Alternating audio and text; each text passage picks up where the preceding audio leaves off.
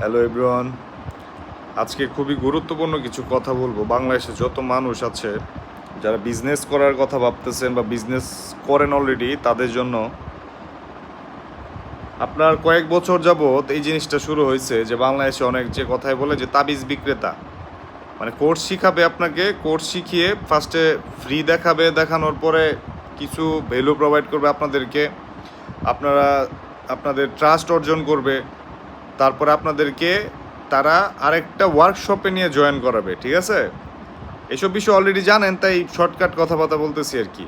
তো করানোর পরে 20,000, 25,000, 40,000, 50,000, 1 লাখ টাকারও কোর্স আছে এখন বাংলাদেশে। এমন এক অবস্থা। আপনারা কি শিখাবে জানেন? বেসিক জিনিস, বেসিক। ঠিক আছে, এগুলো ফাও, একদম পুরাই ফাও। যারা ওদের ভালো বলে, ঠিক আছে, যারা ওদের ভালো বলে এরা তাদেরই লোক, নিজস্ব লোক। তারা হইতেছে 1 নম্বর হচ্ছে বাটপার।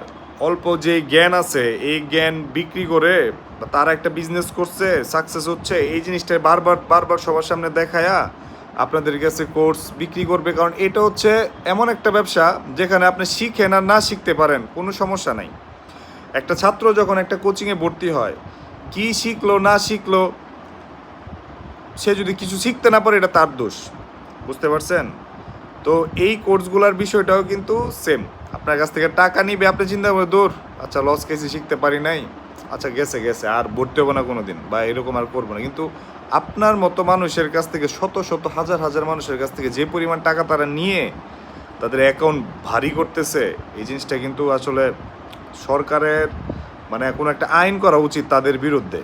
তারা যেভাবে মানুষদেরকে বলে, স্বপ্ন দেখায়া, তারপরে সবার কাছ থেকে টাকা নেয়, ফার্স্টে ফ্রি কোর্স করায়, করানোর পরে আপনার একটা ওয়ার্কশপে ঢোকায়। ওয়ার্কশপ কিন্তু আবার ফ্রি না, ফ্রি ওয়েবসাইট দিবে, এই দিবে সেই দিবে, মানে যতগুলা আছে ভাই সবগুলাই বাটপার, সবগুলাই বাটপার।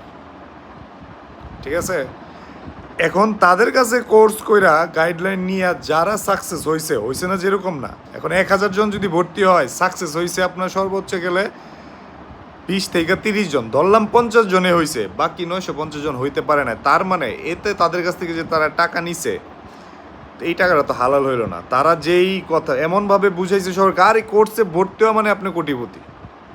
বুঝতে পারছেন? ব্যবসা যাদের মাথায় ছিল আগে থেকে, তারাই কিন্তু এখানে ভর্তি হওয়ার পরে সাকসেস হয়েছে। তারা যদি ওইখানে ভর্তি হয়ে মানে না হয়েও যদি বিজনেস করতো, তারপরেও কিন্তু তারা সাকসেস হইতো। বুঝাইতে পারছি কথা? এরপরে আমি একটা জিনিস দেখলাম, সবাই মনে হয় অ্যাড